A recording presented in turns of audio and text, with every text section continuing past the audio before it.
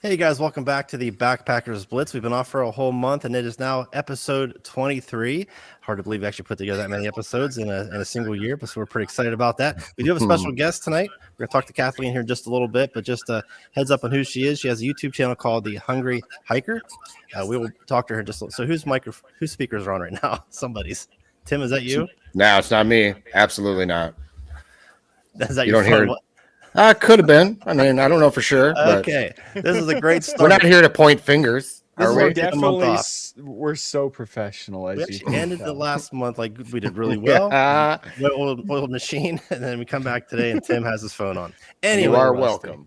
We're gonna come back to Kathleen from the from the Hungry Hiker YouTube channel. We'll talk to her in a little bit. But first, a couple of things real quick. Welcome back. We've been off for a month. If you live near the shop, come visit us this Friday. We have an open house here at Hilltop Packs. You can come in, check out the whole place, give you a full tour. Tim's going to be here. The whole crew's going to be here.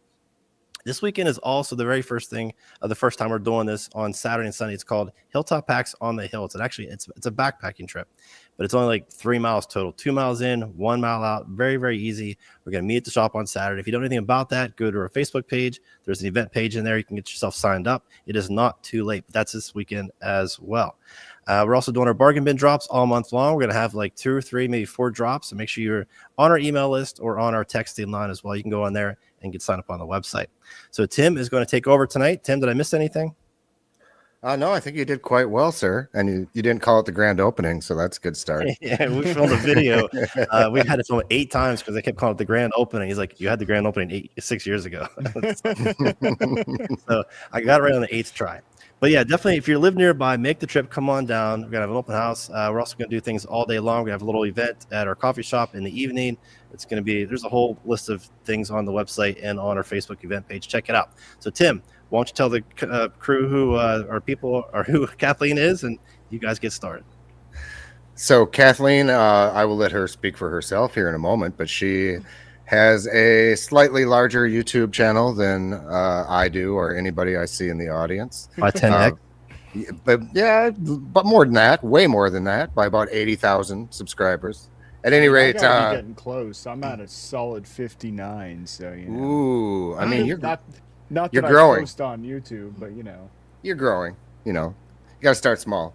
But she has a wealth of knowledge, more importantly, and I'm really excited to talk to her about some of the things that she gets herself into. But first of all, I just want to establish that I'm correct. Kathleen, are you from Washington State, correct? I'm originally from Washington State, but I'm currently in Missoula, Montana. Oh, okay. Is that... Yeah, and that wasn't long ago you were at Glacier, too, correct? Mm-hmm. I was in Glacier twice this summer. Oh, yeah, like 1 week after another, right? Mm-hmm. Yeah. Oh, it's on my bucket list. We went to the Bob Marshall this summer, but... That's on my list. I was supposed to go this year, and I talked myself out of it, and so I just did 2 trips to Glacier. Yeah. Well, I think either or probably pretty interchangeable. They're right next door. Yeah. But anyway, so Kathleen has a website with wealth of knowledge. That's just the hungryhiker.com, right? Yeah, it's the-hungry-hiker.com. It's kind of weird. Okay. The Hungry Hiker was taken, so... Okay. Well, yeah, you got to get creative. That still works. Yeah.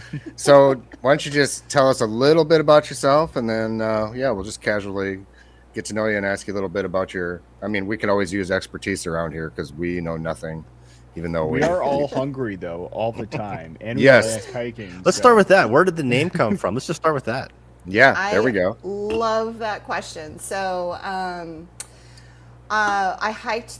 thru hiked the PCT in 2018, and it was, to say it was life-changing was an understatement.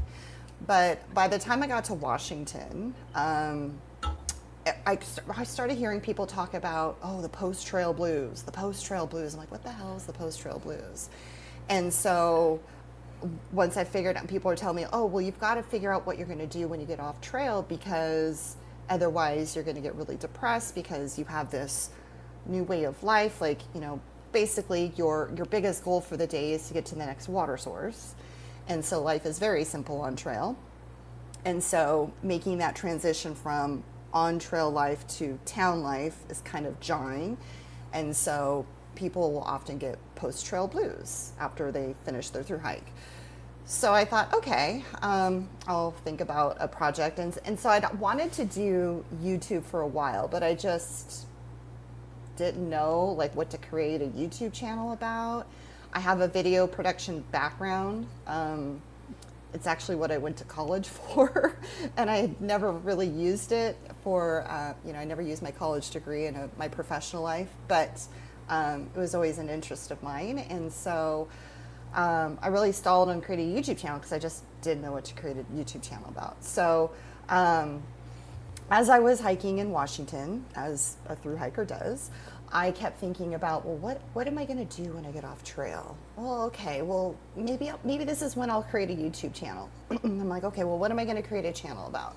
And literally one day, I'm on the trail, literally talking out loud to the trail, saying, today we're going to talk about YouTube. You're going to help me figure out what it is I'm going to create videos about. And so I started thinking about, okay, well, whatever I do, I want it to be revolved around hiking and backpacking because I'm obsessed with it. Like I knew after my thru hike that I wanted to continue hiking and backpacking and wanted to figure out how to maybe do that for a living. And so I'm like, okay, so it's going to be around hiking. And then the next thought I had in my head is, geez, I'm always so hungry. Like the hiker hunger was strong. And so after a couple of miles of thinking about that, I'm like, oh, I can be the hungry hiker. I can create videos where I go hiking and I talk about the food that I eat on trail. So that's how the hungry hiker was born. Yeah. And about how many miles in were you at that point? I was halfway through Washington. So I was. How many videos did you make? Any videos at all before that on YouTube? Started right there. Yep. Very cool. Nice. Yep. Yeah, that's crazy because most of us are starting our YouTube channels before we go on hikes like that. So you got to enjoy it without all the digital BS. But I know, and I'm kind of sad because I don't have like the videos to go back. I mean, I have a couple of like GoPro videos that I shot of myself and photos, of course, but so I'm like sad that I don't have all that footage from my trip, but I also got to really be in the moment on my trip too. So I'd much rather have that experience. And that's a big deal. A lot of people, like I film a lot of my trips. I know Tim does as well. And for us, we do enjoy the filming part of it. That's fun for us. But I think a lot of people get hung up on trying to grow a channel or share everything, and they're not in the moment. They miss a lot of it. So I do enjoy just filming. That is fun for me. And maybe I miss some things too sometimes, but I think a lot of people do. They don't live in the moment. They're trying to share everything instead of take it all in. So. And you can tell you have a background in film. And I think if I was going to do a thru hike or something along those lines, it would be in my way. But I don't know how I'd put it together. Whereas you could probably throw a documentary style thing together. But I think it would be really great to have that experience like prior to doing the whole YouTube thing. So with that in your website, if you want to share, if it's too nosy, we don't need to know your career or anything. But do you YouTube and do the outdoor like website is that your living? So my full-time job is when people ask me what I do for a living, I'm like, I backpack for a living. Yeah. So it's Fair enough. YouTube, and it's also inspiring women to want to get out in the backcountry by themselves through my online backpacking program for women, the Confidential Female Backpacker. We're going to talk about that. In fact, we'll probably bring it up here in just a second. Before I do that, a lot of your videos and your websites and what you're going to talk about your program is about just empowering women to go out there solo. And you can correct me if I'm wrong, but I go solo a lot and I really enjoy myself, and I know Tim does as well. And I'm not naive to think that there are things women have to consider when they go out there, but I also at the same time don't want to see that hold them back. So is that kind of part of it? Like there are things you need to be concerned about, but let's get past that. Is that kind of the message you're putting out there? It's all about getting out of your own way. So I find the hardest part of any trip is getting to the trailhead, honestly. So Amen. we talk about all right. your why, right? Because let's face it, not every day is going to be awesome out there. Sometimes you have to embrace the suck. So knowing your why and reflecting back on your why for when it's not perfect. And then also getting out for, get like figuring out what your fears are, and then working through your fears so those fears don't hold you back from getting out on trail, especially when you're getting out there by yourself. Like it's so easy to talk yourself out of going, or, you know, I know for me, like, if I don't address a fear, it just blows up into this big thing. And then when I finally do address it, I'm like, why was that such a big deal in the first place? But learning how to work through your fears so that they don't hold you back. Well, Tim, what do you think? How about you have her just kind of talk about our program, then we'll kind of backtrack from there, like how it started. But let's just start with where the program is right now and tell everybody how they can look at it and check it out and sign up, or look for future events coming up. But tell everybody what this program is about. So the Confident Solo Female Backpacker System is an online backpacking program for women that helps women go from being scared and intimidated about backpacking to feeling confident being out on trail. So confident planning their trips so they feel confident getting out on trail by themselves. And I have a lot of women, like women all over the country who are part of this program.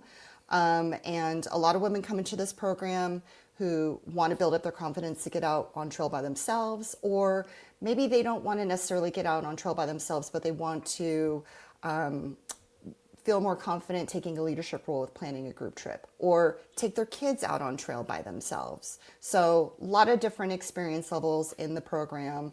And the program, it has a couple different components. So we have the online portion, and I say I'm a one-woman show with the program, but all the women in this program, the students, like, we are the collective we are part of the program.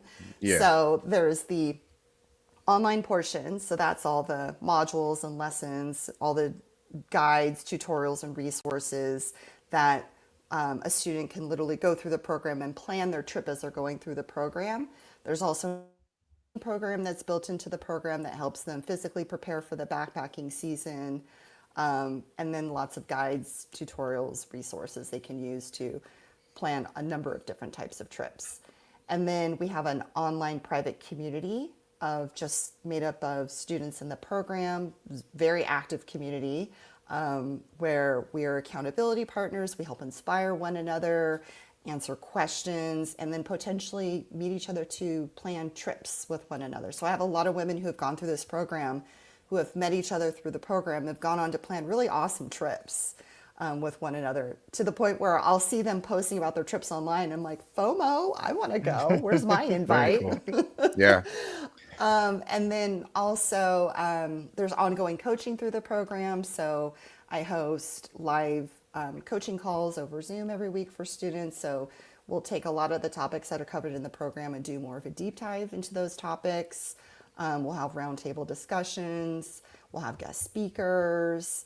So those are a lot of fun. And then probably my most favorite part of the program are group trips. So I lead group trips for students who have graduated from the program, really all over. So throughout the year, we'll go to all kinds of different destinations, and the trips are really a way for students to take everything they've learned in the program and then apply it out on trail in a safe setting, and then meet one another. So very cool. We have a couple comments in the comment section here. So Mr. Woodall Trails says, "Oh, that's not him. Hold on a second." Hi, Mark.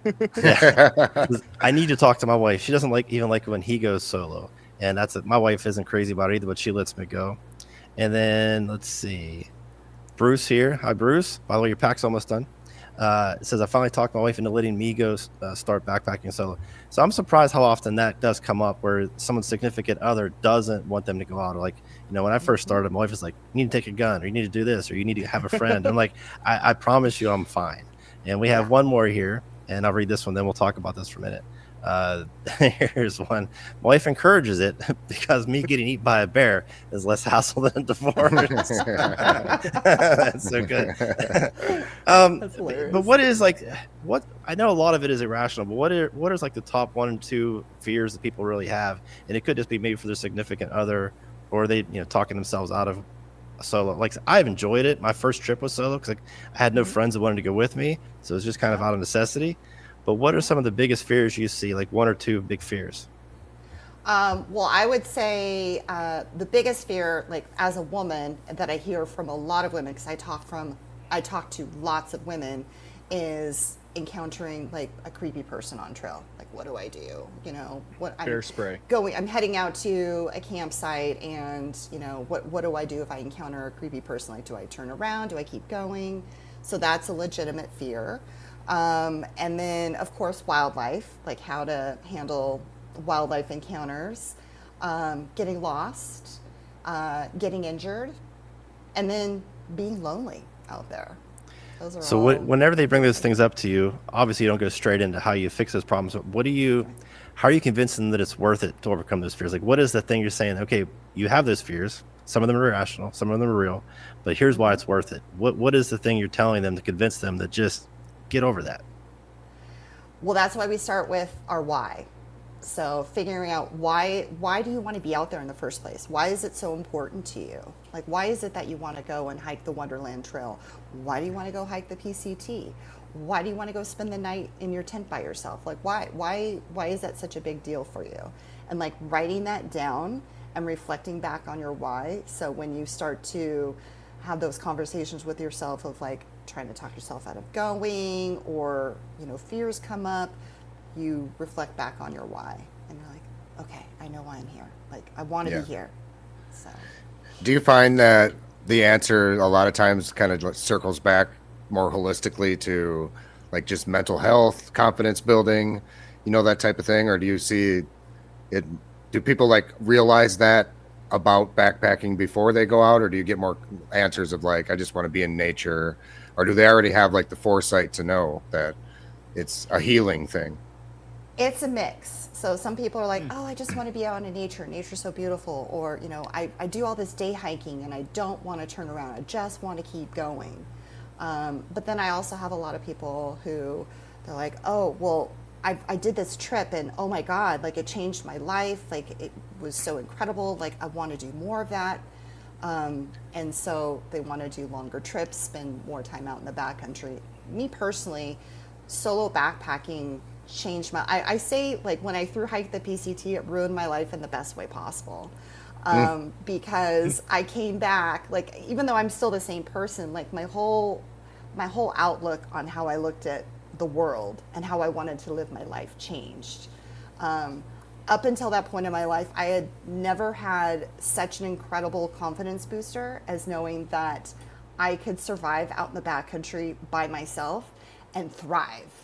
And so when I would feel those moments of like, oh my gosh, I can't believe I'm here. I walked here on my own 2 feet. I did it all on my own. I would always say, I just wish I could bottle this feeling and share it with other women to show them what's possible. I'm sorry we weren't laughing at you, Kathleen. That was a wonderful response. It was one of our goofball listeners said, put a pendulum behind me so that we can tell the difference between frozen and fascinated. Because here's what Tim does. So if you've ever watched the show before, which I'm sure you haven't because no one does. But anyway, Tim sits there and he doesn't move. He goes, he's just listening intently. And yes, I'm a good listener, damn it. Yeah, but the funnier part is like the first 2 or 3 episodes we ever did, his camera really was freezing. So we didn't know if it was him or if he was messing with us. So there's a few long-time listeners in the group here. They remember that. So that was funnier than it probably should have been. So. Yeah. Thank you, Loafer X, for the comic relief. And thank you even more, Kathleen, for the very nice response. But I got to say, this is not, it's a convenient transition. I was watching one of your recent, like the cold weather ones, and I don't remember what part of the video it was, but you completely parroted exactly how I feel. There was this time in my life where winter and like the dark days got darker than most of my adult life had ever been. And it was right when I was starting into backpacking, and I coincidentally lived in Minnesota at the time. And I made like almost verbatim what you said in your video. As I made the decision to be like, damn it, I'm gonna go out in the winter anyway, and make something out of this season again. Can you just kind of like paraphrase what you were saying there, because it really spoke to me too? And I'm sure, I mean, it's good timing for the daylight savings, first of all, but secondly, I think you put it really eloquently on like all season hiking and backpacking. What is it? What made you make the decision to just say, F winter, I'm going anyway? So I struggle with winter. Winter and I, we don't really see eye to eye. I thrive in the summer. Summer is my favorite. But winter, I really struggle, and I get winter blues. Like it's hard me to too. leave the house. It's dark. It's cold. It's wet. Now I'm here in Montana. It snows a lot. So, Yep. it's hard. Like I would get stuck inside because I'd look outside and like, I'm not really motivated to get outside. But I have a lot of trips that I want to do this next year. And I don't want to start my training over from scratch in the spring. I want to stay active and really just embrace the season and get out there. So I'm trying to get a head start of winter. Winter's trying really hard to show up here. On my training hike bet. on Monday, it was snowing at the top of my hike. I'm like, great. But I'm just trying to stay on top of it, and so get my routine in place, my habits in place, so that way when winter is officially here, like it's just, I'm just continuing to go on as I normally do. I'm not having to figure out where I start with the whole winter thing. And Yeah. we have a lot of beautiful trails around here in Missoula that are really easily accessible, that you don't have to drive very far to go to. The parking lots, the trailheads are very easy to get to. I mean, within 10 minutes from where I live. So there's no excuse of why I can't get out there and, just enjoy this area in a different season. So I'm really trying to embrace winter and fight the winter blues. Have you ever dove into the rabbit hole of hot tenting? No. Well, It sounds heavy. A lot of gear. you're right. No, that's not for me either. Yeah, you just pull a sled behind you. I It's was no gonna big say deal. Sleds, yeah. Yeah, you just pull a So I sled. do have on the calendar, my best friend booked us some adventure where we will be snowshoeing or cross-country skiing. I'm not sure the mode yet, but we will be going into some sort of backcountry cabin situation. So Nice. I'll report back in January how that Yeah. goes. Well, check out some hot tents. You're in Montana now. It is a pain in the ass, though. I'm not going to lie. Plus, I'm too afraid to sleep with a fire rolling anyway because dying, of Right. carbon Yeah, there's monoxide that. poisoning. It's not my favorite thought. But What's that's a. Go ahead, Ben. I was going to let Devin talk since he's up here falling asleep. But Devin, you're up in No. Canada. You guys have women up there, right? Maybe you could kind of join Yeah, in. a couple. Yeah. I was actually going to say it's funny of everyone, you're actually the closest one to me because, Tim and Ben are like, I don't know, a 3-day drive and you're like a 7 or 8. But Montana's beautiful. Like for the winter coming up, like you said, like I don't get out hiking much in the winter and I really need to because I'm only like, I don't know, 2 hours from the mountains here in Alberta. And so I have some snowshoes. I really need to get out there. I did have a question before, but we kind of went over it. What made you want to start coaching women specifically for backpacking and stuff? What was it like? Where'd that idea come from, or what sparked that, anyways? So the idea for the program started forming in my head when I was on the PCT, because I kept having those moments where I was like, oh my gosh, I just want to bottle this feeling. I want to see more women out on trail. I want to inspire more women to want to get out here by themselves because I know how much it changed my life. And when I got off trail, I started the YouTube channel and didn't really do anything with this idea that I had about this program that I wanted to create because honestly, like I was experiencing imposter syndrome. I kept thinking to myself, who am I? I'm no professional backpacker. I didn't grow up backpacking. Like, who am I to coach women to go backpacking? Like, I'm just a dirty hiker. Like, I'm just hiker trash. We're Like, all what do just I dirty know? hikers. But just to pause you for a second, that is such a powerful thing to get past for so many reasons, so many ways. Whether it could be business, it could be backpacking, it could be a hobby, it could be you're in college. Just getting past that, imposter syndrome covers a wide range of things, but it is empowering to get past that and think, I do belong here. I do fucking belong right here. Sorry for my language, guys. But I belong here. You got to walk in the room, kick down the door, and be like, I do belong here, and then get to work. So good on you, because not everybody can do that. It's tough. Well, it took me a couple years. It took me, a lot of me getting out of my own way, which is a lot of what I teach in this program is getting out of your own way. Because a lot of times we are our biggest obstacle. Yeah. But it wasn't until I was on a backpacking trip in Rainier National Park with one of my friends, and we were stopped for a break, and she just randomly said, hey, have you ever thought about creating an online backpacking program? Like, I think you'd be really good at it. And I looked at her and I was kind of like, well, actually, yes, but no, I haven't done anything about it. She's like, well, why don't you? I said, well, I don't know. Like, who am I? Like, I started coming up with the excuses of why I couldn't. And she looked at me and she was like, why do you think I go backpacking with you? I'm always watching to see what gear you bring, how you pack your pack, what food you bring. Like, you plan our trips. Like, yes, you are qualified to teach people how to backpack. And so it was quickly after that trip that I started to really dive into that and do a bunch of research and start talking to women to see, you know, if this thing was going to work, if there was even a need for it. And something like this where you're kind of, you know, this is a hobby where you're kind of learning as you go, but as you teach somebody, you still keep learning. I mean, I've been in business my whole life, and I love talking to other business owners and even startups and people who are thinking about it. I'm literally still learning as I'm speaking. And they ask a question, I may not have the answer. Let's figure this out together. And I love that space to be in. It's just constantly learning and evolving.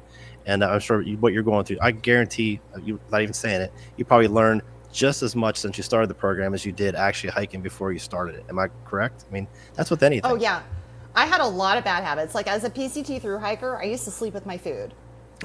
I don't do that anymore because I woke up at 1 a.m. to mice running through my hair. So I took that lesson and I applied it to the program. And guess what? Yeah. A lot of women in the program are like, because of you, I will never sleep with my food. I'm like, great.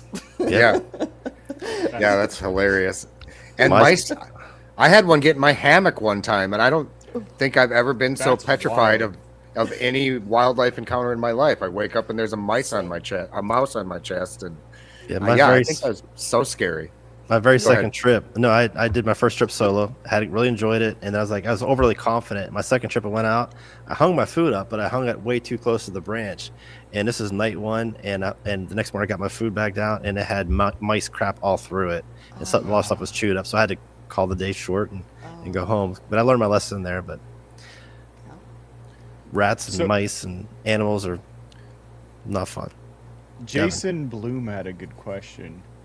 Or sorry, Blom. Sorry, I misread that. How many women have gone through your program? So I have over 150 women in the program. Nice. Yeah. That's about 5 times or 6 times more than in our live stream currently. So not too shabby. Yeah, we have about 30 people right now, and at least one female, which I see on the screen. I don't know if there's any women in the group chat or not, but we welcome anybody who wants to join us. Believe me, we'll take anybody. Loafer also said embracing winter is like embracing eggnog. Every November, I think I want it, and I am wrong. I haven't had eggnog in a long time. I love the eggnog. And Woodall Trails, I love the way you attack life, Kathleen. And that's a good point, though, honestly. It's like that. The thing with, I think one of the things that makes you qualified is the perspective that you grant to people, and just like being around you and talking to you and stuff, and being like, no, you just got to attack like your own mind on this, because that definitely is the thing that gets you, like, that stops you from doing stuff. I'm terrified of heights, but I love heights. I love pushing myself up a mountain or whatever, doing something maybe semi-sketchy. Most people that aren't scared of heights probably wouldn't find it scary at all, but I've always been terrified of heights. Then I get up there, I'm like, yep, that was awesome. That was so worth it. And it's just like you get in this mindset of like, something's going to happen. I don't know. You just keep over and over in your head, and you just keep digging yourself in this hole. And it's like, nope, keep going, talk yourself out of it. You're good. Or talk yourself into it, I guess. But that's for me anyways. I always end up talking myself into being more scared than I actually am. Yeah, the thought of it's always scarier than the experience itself. 100%. Doubling back, I want to just talk about, I know Ben really well, Kathleen, and I think I understand kind of where you were coming from, but I think you two both possess the same thing. I think you had epiphanies, and you explained yours. That was pretty obvious, but Ben too, where you realize that what you do belong in the room, you do belong in line for a seat at the table, so to speak, you know. And I admire people like you. I think I'm really comfortable with who I am as a human. I don't have like extensive goals like Ben with 17 businesses, or you, like the thought of building a website, I would rather die. So my ambitions are different, but I think, and Devin, I've known you all enough, but we always find like common ground with our guests, and it's maybe coincidental, but It's awesome to tell you- just see both of you. I know you had that moment where it probably was life-changing for you, not only in like your own success, but just the fact that you realize you could do it. And I would say just hiking the PCT alone, halfway down that trail, you were more than qualified to train most backpackers. Well, real quick, just to jump in, I do think that backpacking, and Kathleen can probably answer for herself, but for me, backpacking was part of that confidence building for me. And I've been self-employed my whole life. I'm 52 years old. I've had my moments of just self-doubt my entire life. And it wasn't until probably a few years after I started really backpacking that I started kind of just, it is very empowering. And therapy helped as well, by the way. So I did that. But then it's completely off topic, but I won this local award, which is a pretty big deal. We're the first small business to ever win it. And it's in the name of the owner of the businesses that they would award it to. And when they approached me, I was like, I do not belong in this freaking group of businesses that won this award. And I could not wrap my head around it. But it wasn't until like I went in that day, we actually showed up, and there was like 100 business people there for the award ceremony. And that's why I had that big moment. It's like, okay, I do effing belong in this damn room. But I think backpacking was a part of that growth in my life, because as a child, I don't think I ever had that kind of confidence to kind of break through that and get up on that stage and give a little speech and talk and feel comfortable about it. So I think backpacking was part of it. I really believe that. Kathleen, you can speak for yourself, but Yeah, absolutely. Like, I tell my students all the time, yeah, I know it's backpacking and it's fun, but a lot of what you do out there on trail, like that confidence building and problem solving and, and just working through different challenges and just completing the goal or completing the trip, it follows you off trail into, town life, into regular life. And so from, through hiking the PCT to all of the big section hikes I've done. I mean, I love long distance backpacking. It's so much fun. But it's like all of that has translated into my off trail life, into there's nothing that I can't do. Like if I can think it, I can do it. Like if I can survive in the backcountry by myself, like there's nothing I can't do off trail. So, and it definitely started with backpacking for sure. Yeah, I think we talk about this a lot, and our audience is probably bored, but take just a moment to say all the people that are in the audience are the greatest ever, because they're here all the time, despite our repetitive nature. But thanks to people like you, Kathleen, things stay interesting, because if it was the three of us, I don't know how long we'd last. I can tell you some people in the chat, so we are friends with some people in the chat, and I know I met some of them personally, and they've had similar stories where this is something that changed their life and it empowered them in certain ways that we all walk our own path. Don't get me wrong. We have our own lives and different things going on, but the strength and empowerment's the best way to say it. But it does give you something that maybe you didn't expect when you started it. I didn't expect to get what I got out of it when I first started. Yeah, Woodall Trails is a perfect example of what I'm talking about. He is. Yeah, he's actually the person I was thinking about when I started talking. He's told us his story, and this has changed his life. At least I think it has. He can speak for himself, but the conversations I've had with him, I know it's done a lot for him as well. Devin, has it changed your life? Well, I think we all have. I know we've got into this conversation. I know Tim and I specifically. I know you too as well, and a lot of people. Someone up there said, I had it up on the screen, basically of hiking is therapy. Yeah. Like, I know I've struggled with quite a bit of mental health stuff, just depression, anxiety, etc. And getting out in nature just helps so much. And the people you meet, I'm on Instagram and stuff, and you find people or whatever. But honestly, the people that are out in nature, that are, even if they're just photographers that do nature photography, they don't do long distance or overnight backpacking, whatever. People that are out in nature are just my favorite people. We get so many guests on here that we can have these conversations, and like you were saying, they're kind of repetitive, but at the same time, they're repetitive, but it's the same story, just different people and different aspects in there, but we all relate to each other. And I don't know, everyone's just so similar that we have all these people in the chat, and I love those guys. I love all you guys. You guys are great. I love them too. I don't even know what their faces look like, and I love them too. Some of them. But I don't know. We all, especially that Brian Winburn. He's Yeah. new to the group, He's but I think new, he's a yeah, I sweetheart. saw that.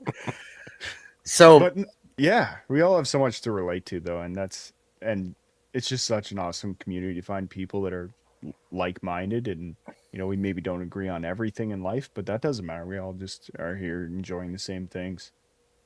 yeah. Sorry. No, dude, you put it into better words than I ever could, and that's just it.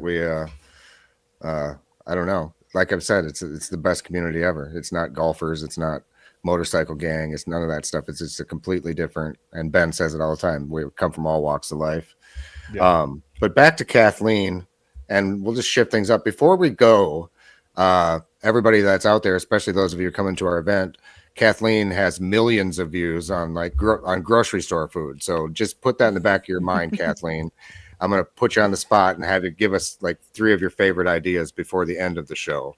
But before that, we need to talk about something extraordinarily important, and that is llamas.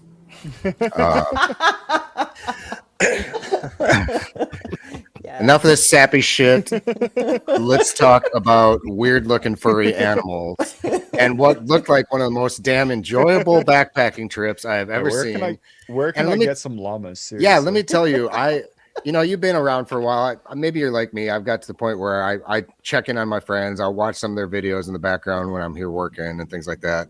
I just don't have the time to watch a lot of videos, but your video, Ben paid me to not do jack shit, and he doesn't know this, but it actually, I was one of the rare videos that I watched like start to finish on the clock. Ben, sorry about that. That's all right.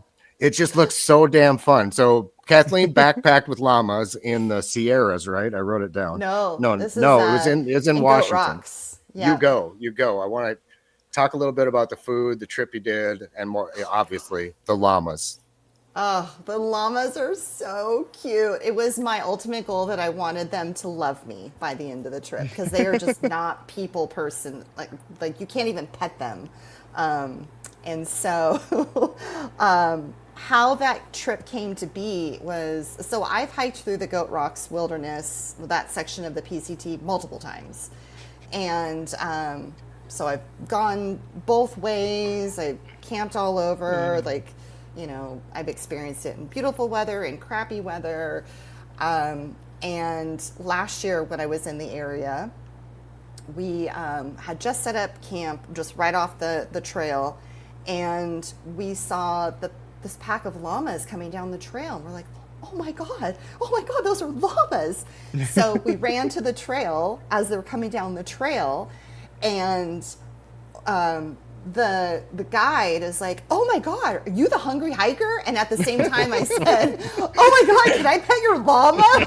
Yeah, I saw that part. So we chatted, and they invited me to join them for a trip. So they opened up, they have, it's through Washington Llamas, and they offer trips throughout Washington, but they have 2 Goat Rocks trips with the llamas each year. And so they offered me to invite some of my students to my program to go and do this llama trek. I said, oh yeah, absolutely. So one of the women in the group, she had gone through Goat Rocks and had gotten in her own way, let her fear come over of going over the knife's edge. She talked herself out of doing it. And so she was the first woman I thought of to inviting her on the trip, because I'm like, this is going to be your redemption trip. Number one, you're going to be hiking with llamas. You don't have to carry your stuff, because the llamas carry all your crap for you. All you have to do is just walk over the knife's edge. That's all you have to do. Let me barge in for a second, just for my own satisfaction. Was she the one that started crying? Yes. Oh God. Yeah. I felt feelings at that part. I hated it. I'm just kidding. That was awesome. Yeah, keep going. Yeah, and so we had this crew put together, and the llamas come to pick us up, take us to the trailhead, and then they load it. There's 2 guides and then 4 of us, but there was only 3 of us. One person had to drop out of the trip last minute.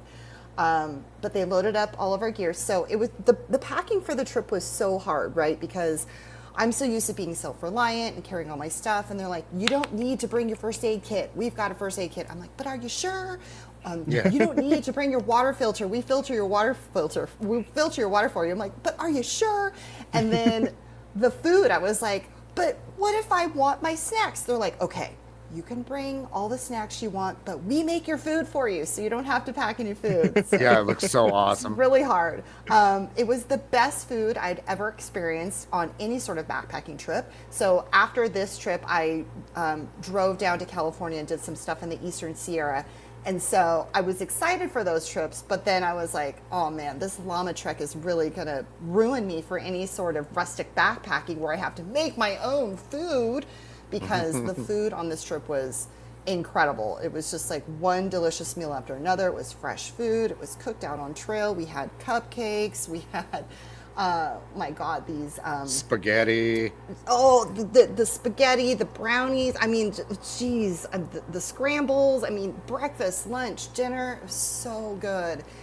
And so they also knew how much I love root beer. So one of the llamas had a cooler that had cans of root beer in it. So randomly, we would just, the guide would be like, would you like a root beer? I'm like, oh my God, ice cold root beer. We had chairs, we had tables. I mean, it was luxurious. And a trip like that is perfect for really anyone who wants to experience Goat Rocks in like a really special, unique way, but also maybe someone who is not able to carry all their gear with them. Yeah. And so they need a little assistance, but they still want to have that really incredible experience. So the llamas come in, they're like, yeah, I mean, that's their job. They love doing it. They hate, they have two modes. They either like full rest mode or go mode. They don't like this in between where they're getting their packs put on them. That's when they start making their llama noises. And Yeah. it's pretty cute. No, that's awesome, because I thought the same thing too. The opportunities that grants people. Somebody mentioned it in the chat. There's goats that do that too, and I thought that would be such a neat idea for a business. There he is, pack goats. For those that couldn't physically do it, it'd make it so much easier. And then it's also like a bougie way to just do something different. And I also wondered the entire video, like, I wonder what about the llama shit? What do they do? And then as soon as my question was answered, what do they do to the llama shit? I officially put myself as the shit kicker for the group. So every time that we would set up camp somewhere, part of the leave no trace principles that we'd practice out there is we'd have to kick the poop piles away, to spread them out, to disperse them. So, I wasn't good with putting on saddles. I would try and feed them anytime I got the chance. So I'd get a bucket of pellets and I would take the opportunity, because I'm like, well, I want them to love me. So if they associate me with food, they will love me, because I'm food motivated. So I felt like we bonded over that. But yeah, I was like, well, how can I help? And then I realized, oh, I can kick the shit. So that became my job. Yeah, that looks spectacular. Real quick, so we have some friends that have another live stream, and they always kind of near the end of the show they talk about poop stories. I think you had the best poop story. Do you guys agree? Someone in the chat just commented this is the best poop story. Another it was goat's milk story. It was goat's milk. With the llamas. Different type of backpackers. With the llamas is so they try not to poop on the trail, and so anytime you can tell when a llama's got to go, you'll scream bio break, and then they'll get off the trail and do their business. And usually, if one goes, then multiple are going to. They know that. Do you think that's like a piece of knowledge that you would ever have gained in your life? Like, I'm going to learn when a llama has to have a movement. I'm gonna instinct. I'm just gonna know. I'm gonna know when that's about to happen. Well, you go to the zoo. zoo. You don't want to be behind them when they're doing it, right? Yeah, so like, you like go to the zoo like that for. one. You go to the zoo, like that one right there is gonna poop. I can tell. You can put bets on with your friends. Like, okay, $5 on that llama right there. They do that. They do that in Minnesota. They if they have like bison, they'll herd them up basically, and they paint circles in the ground. It's called buffalo chip bingo, and you place monetary bets. It's a real thing. Of course. So I want to go to a comment Woodall Trails made earlier, is to circle back. So he was 420 pounds 4 years ago. He had surgery, lost weight, and decided he wanted to take his life back. And backpacking has done that for him. So he's gone now, but yeah.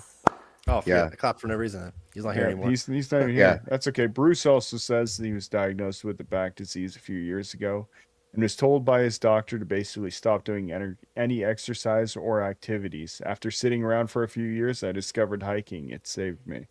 Awesome. Deal, Bruce. And Bruce is the guy you're working on the pack for? Is it the one I'm looking at? I think it's the one you right next to you. Yeah, I believe that's his. And Yeah. hopefully he comes up and sees us this weekend. Bruce, come see us. I'll have your pack ready for you. Stoned Ape Adventures said he's learning a lot tonight. That's a huge compliment, Kathleen, because he knows this dude knows everything. Yeah. Ben, why are you looking at animal butts in the zoo? Well, listen, I'm an old lonely man. Hey, we all have our thing. You just happen to know mine now. Yeah. Oops. Yeah, we got a lot of good friends in here. Thanks for all for being here. So let's reward you with Kathleen, did you give some thought to like just a couple? We love grocery store hacks, and those videos were awesome. I saw a couple I liked, the peanut butter shake being one of them. But what are your you got any good ones for us? So my top two favorite that I probably have in constant rotation are my Thanksgiving dinner. So I think I missed this. I saw that one. I don't remember what it was though. Oh yeah, so instant mashed potatoes, stuffing. I put a little bit of powdered gravy in there. What else do I put in there? I know I put those fried onions on top. Yes, those that's what are it always was. good. And then you could even put like pumpkin seeds or pecans or cranberries in there. But that's good. It's just like a Thanksgiving in a bag, or in one bowl kind of thing, one pot. And then my tried and true is always peanut butter ramen. So I love taking a packet of ramen and mixing it with peanut butter. So good. And it's so easy and cheap. Back to the Thanksgiving dinner. I tried stuffing once. Maybe it's because I didn't have the potatoes. Do you get it so it's not too crunchy? Yeah, so you mix it all together. So mashed potatoes, stuffing, and then you kind of let it hydrate a little bit. Yeah. So you put a little bit more water because you're, adding more stuff in there. And then top it off with some powdered gravy. And you can put jerky in there too if you want meat. Yeah, I suppose. Or chicken. Yeah. Or chicken. Yeah, like a pouch of chicken chicken. pouch. That'd be Tuna really does good not with sound jerky. And then it's those fried onions too. I mean, you got to have the crunchy fried onions on top. Yeah, I saw you put those in there. I'm like, that would be so stinking good. You got to have a crunch. Yeah, it's texture. It just, so good. I mean, it's not healthy, but then again, like Now you're I'm burning the hungry. calories anyways. Who cares? Yeah, Exactly. I don't give a damn on trail at all. Well, I don't give a damn ever about my health. I'm just a garbage eater. I have terrible habits. What's the point of hiking if it isn't eating snacks and food in really cool places? Yeah. Hello. I'm a food cranberry motivated junkie right too. here. Yeah. I even like the shitty canned cranberries. I mix them with like corn and mashed potatoes and everybody thinks I'm disgusting. Or even better yet, with stuffing. I'd throw some, I'm doing it. What do we got in here? Hey, you want to pull up that trail from Up Trail or comment from Up Trail, Devin? Another inspiring tale. That one. Sorry. It says, I lost 25 pounds preparing for my challenge hike last summer. I successfully completed 31.2 backpacking miles in one day. Now, how many backpacking miles is equal to a regular mile? I just want to know. In one day in the Porcupine Mountains. That's a lot, by the way. That's a lot of like miles. 31 miles straight is a long way. I think I did 31 miles last year. That's 31 miles in one day in the mountains is ridiculous. Good for you. So I went and I hiked. My first time hiking in Michigan ever was this year. I went and I did Pictured Rocks twice and put together a couple videos. And the biggest comments I got were people telling me that I need to go and check out the Porcupine Mountains. So it's on my list. Nice. Yeah. And Up Trail was one of those guys I've discovered early on, and he knows all about the Porkies. I want to go there too. It's still Upper Peninsula. But yeah, it looks beautiful up there. Devin, how far are you from like the UP of Michigan? Far. How far? Not days and days and days? Days and days, probably. So Canada's like a whole country, right? Yeah.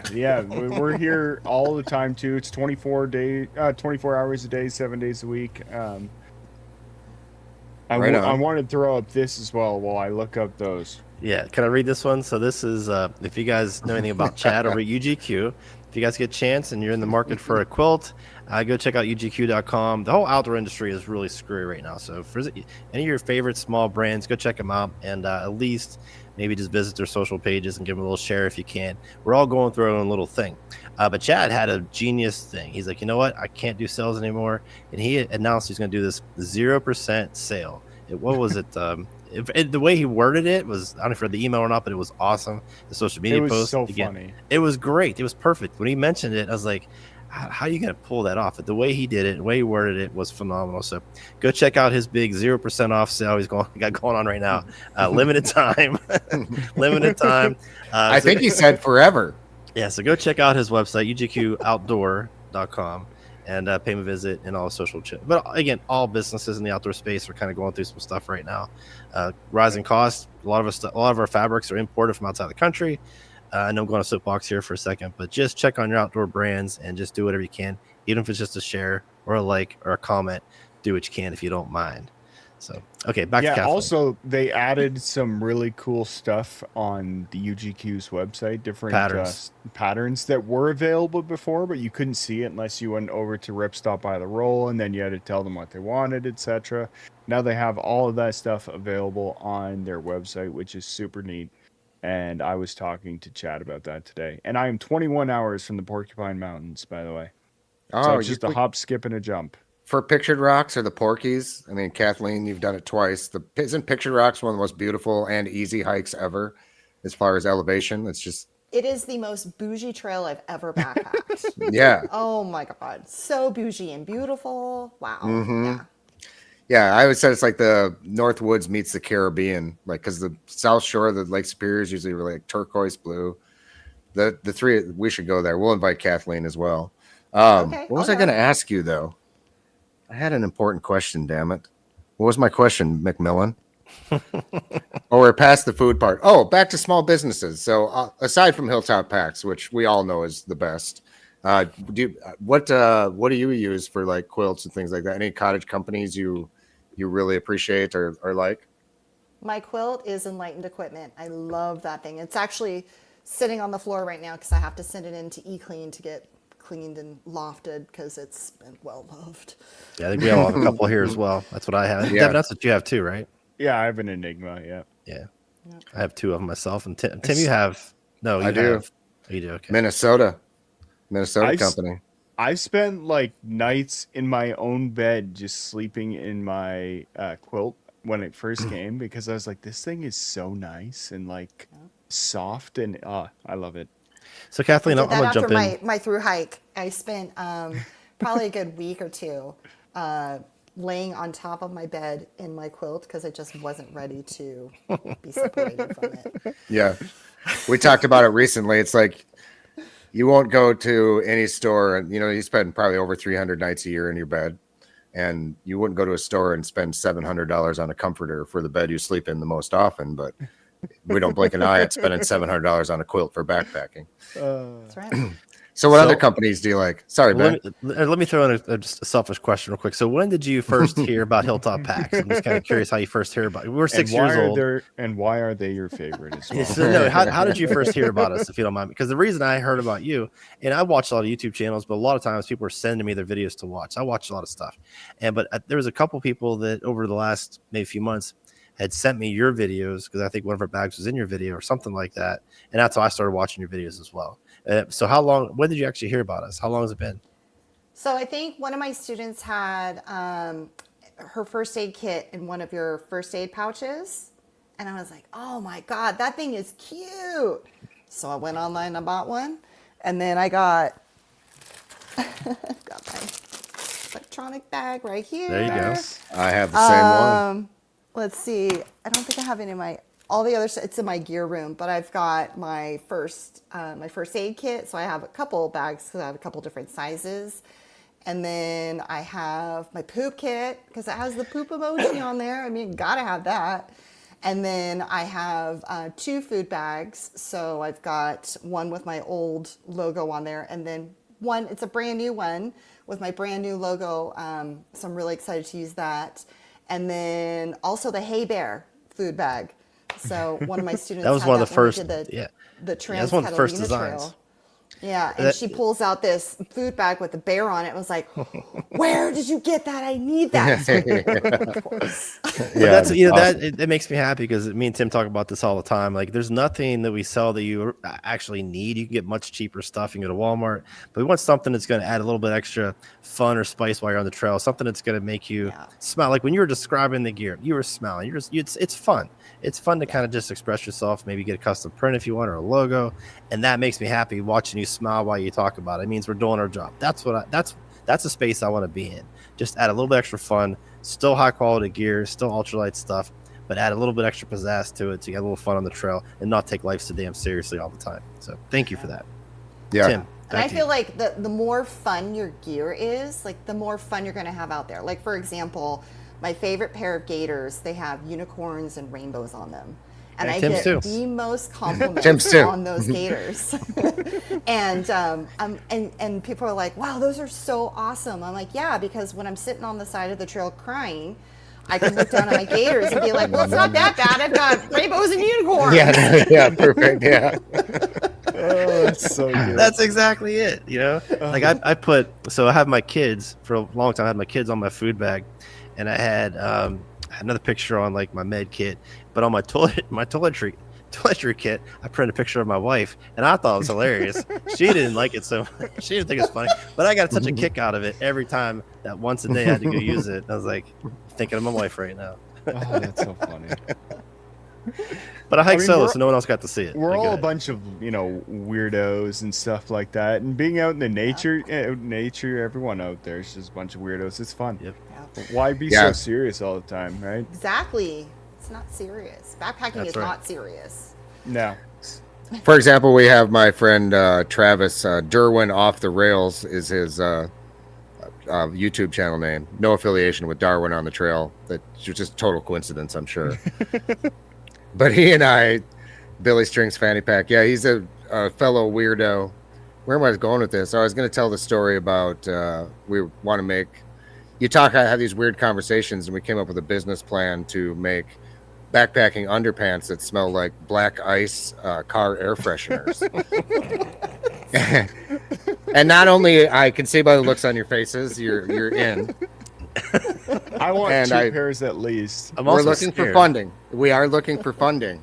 But this is how, I guess I just want to explain how weird it started with him being like, why does my teenage son always have to go with the black ice in his car? And we're like, everybody's like, yeah, why do all these kids go with that horrible pine tree air freshener that smells so awful? And I just had to throw a shout out because Travis is here. That's why. Yeah, black ice. And that's what we said. Our business plan is if anybody asks for any other scent, the answer is no. No. It will only be black ice. Depending on how much you wear it, then it might have a different scent. Ben's about to rein us in here. Me. So it's been 1 hour. We want to respect Kathleen's time. Okay, and it's past Devin's bedtime here. But anyway, so I want to circle back for the 1 or 2 women that may eventually see this video. Let's talk about your program again. How can they sign up? How often do you do it? How often do you open up? So just give us a brief overview of how somebody can actually get into your program. So enrollment is open now. You can go either to my website or I talk about my program a lot in my videos. So if you just look down in the video description, I'll have a link down in the description. But how the process works is if it sounds like something you might be interested in, you fill out an application, and then you sign up for an enrollment call with me. So it's a free one-on-one call. So I do get women that pop on. They're like, oh, it's just you and me. I'm like, yeah, it's just you and me. So we do a one-on-one call where we just go through and talk about the program, see if it's a good fit for us. And if it's a good fit, then I give you the opportunity to sign up for the program. So that easy. Good. Yeah, and I'm assuming you're on all the different social channels. So again, the Hungry Hiker YouTube, I'm assuming it's everywhere else on Instagram and Facebook and all that good stuff. And of course, the website. Again, the website is the-hungry-hiker.com, correct? Yeah. Okay, but if you just Google like we did, it comes right up. It does come up pretty easily. Yeah, it does. Anybody I'm can very find it. Googleable. Very Yeah. Googleable. Oh, that's hilarious. That's a new word. I'm going to use that for Ben, the rest of the week. Real quick before we close, what were you accused of the way you speak? Tell the audience. Me? One of your critics said you speak like you have. Oh no, we were all talking about like our first videos we ever made, and my buddy Ed made a video one time, his very first YouTube channel. This is like 15 years ago, and somebody commented, took the time to write a nice review that said this was literally the worst video that's ever existed on the internet. But the funny part is my buddy Ed is such a nice guy. He commented on it. They became friends for the next 5 years. They were communicating by email. I did not have a video back then, a video channel or a YouTube channel. I started one a few years after that. My very first video, somebody commented, I like the video, like the content, but you sound like you have a hot dog in your mouth the whole time. Or, no, I'm sorry, he said pickle. He said something like a pickle. And I was conflicted because I really like pickles. I don't think that's what he meant. You should. I don't think that's what he was talking about. Video with like an actual pickle in your mouth the entire time. No, I was freaking damaged. I didn't make another video for a year after that. Yeah. That was back when I was making photography videos. People don't realize it, but like the crappy comments that come in, like they can really like affect you. You know? Yeah. So Yeah. A lot of times I just let them go, but sometimes they sting a little bit. I think early on it probably did. It's been quite a few years since that happened, and I've gotten a little bit thicker skin, and I laugh at almost anything. Tim busts my balls daily, and I enjoy it. And we also give it right back. We give it right back too. So I like that. And even from total strangers, I think I can take it now. But when I was younger, it stung a little bit. It takes some confidence to kind of get past that. And some people just have nothing better to do with their time. And first rule of making videos: stay out of the comments. That's true. Okay. There's more a matter of empathy. Like those people are miserable, and I feel sad. I feel sad. And they're for probably them. not backpacking because if they were, they wouldn't be leaving those crappy comments. So. Exactly. Okay. Anything else? Anyone else wants to throw in the chat here real quick? Anybody in the chat want to mention anything? Says, "Will you do another llama hike?" So they've reached out to Washington Llamas did reach out to me to ask if I want to do another hike, and this is the time of year where I'm planning all my trips for the following year. So maybe. Nice. Maybe. Very cool. Okay. Anything else you want to throw in there, Kathleen? Anything else you want to let the crowd know about you? I feel like there's a lot more we could learn. We had an hour. We could probably do another one someday. I mean, yeah, whatever you guys want to know. Good deal. Well, you can join us anytime. Sometimes it's just us and we're just talking. Sometimes we bring in the people in the chat. We bring them in with us and we have 10 people talking at one time. So it's just sometimes it's a free for all. But once in a while we get a nice guest like yourself, and we certainly appreciate your time. And that was a lot of fun for us. That means we don't have to talk to each other, which was always a plus. Okay. Real quick again, if you live nearby, come check us out on Friday for the open house. Not the grand opening, it's the open house. That is from 11 to 4. Again, we're in Waynesburg, Pennsylvania. Come check us out. We also have a thing going on that night at our coffee shop. We have live entertainment and free food for hikers. So if you're gonna hike with us, you get free food. And then of course our Hilltop Packs on the hill event is Saturday and Sunday. Very easy hike, very simple, just 2 miles in, 1 mile back out. Very easy. More of a social event for our first year. We may make it bigger next year. We'll see how that goes. And no water or firewood required. That will be provided. We'll take care of all that. Yep. All right, guys. What about llamas? Are you guys providing llamas too? We do have an alpaca farm just a few miles from our shop. We have a pack Tim that you're going to use. Tim's just going to carry everyone's stuff. Yeah. Unlikely. But I'll try. I'll sure try. I'll give it a fighting shot. There you go. All right, guys. We're going to end it right there. Kathleen, stick around for a second. We're going to talk to you after the show. Everyone else, thank you so much for watching. We're going to do this every single Wednesday throughout November, and then we'll kind of take a little vote and see if we're going to do December or not. May not do December, but November for sure. Tune in every Wednesday at 9 o'clock. We'll see you guys next time. Later.